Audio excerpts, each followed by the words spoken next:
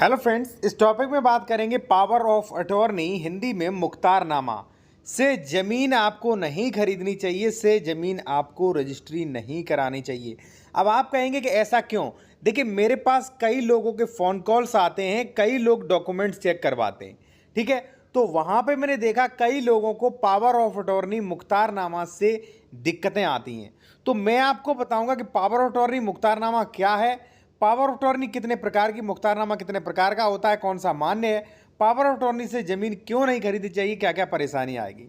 साथियों, सबसे पहले मैं आपको बता दूं, पावर ऑफ अटॉर्नी है कि मान लीजिए आपके नाम कोई ज़मीन है, आप बिजी हैं, आप किसी को पावर ऑफ अटॉर्नी देना चाहते हैं कि ज़मीन से संबंधित सारे कार्य जो है वही देखे, तो वो होता है पावर ऑफ अटॉर्नी। और आप चाहोगे तो उसे कैंसिल भी कर सकते हो, ठीक है।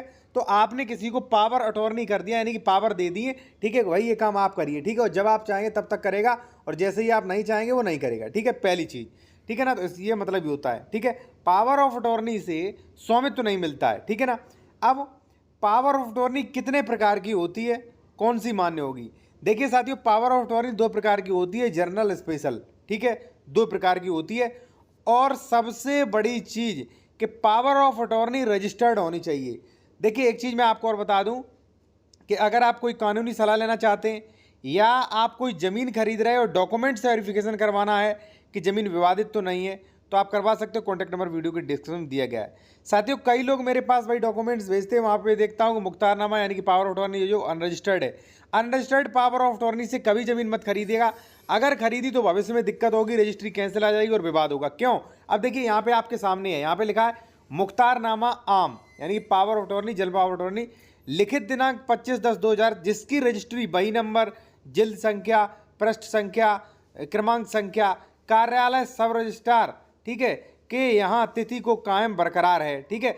अब देखिए, ये पावर अटॉर्नी मैं सही मानता हूँ क्योंकि ये रजिस्टर्ड पावर अटॉर्नी है। अब ये पावर अटॉर्नी वाले से आप जमीन खरीद लेते हो तो जिंदगी में विवाद नहीं होगा। अगर विवाद होगा तो ये जो पावर अटॉर्नी, ये जो रजिस्टर्ड वही संख्या है, ये आपके पास होगा और आप तुरंत निकाल के दे दोगे कि ये देखिए, ये आपने पावर अटॉर्नी रजिस्टर्ड की थी, मैंने रजिस्टर्ड पावर अटॉर्नी से ज़मीन खरीदी है, रजिस्ट्री कराई है, तो विवाद नहीं होगा।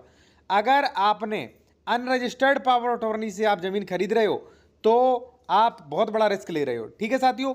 और देखिए, अगर मान लीजिए आपको वीडियो अच्छा लगा हो, कामयाब आपके काम आया हो, तो चैनल को लाइक करें, सब्सक्राइब करें और टेलीग्राम चैनल पर फॉलो करें और कॉन्टैक्ट भी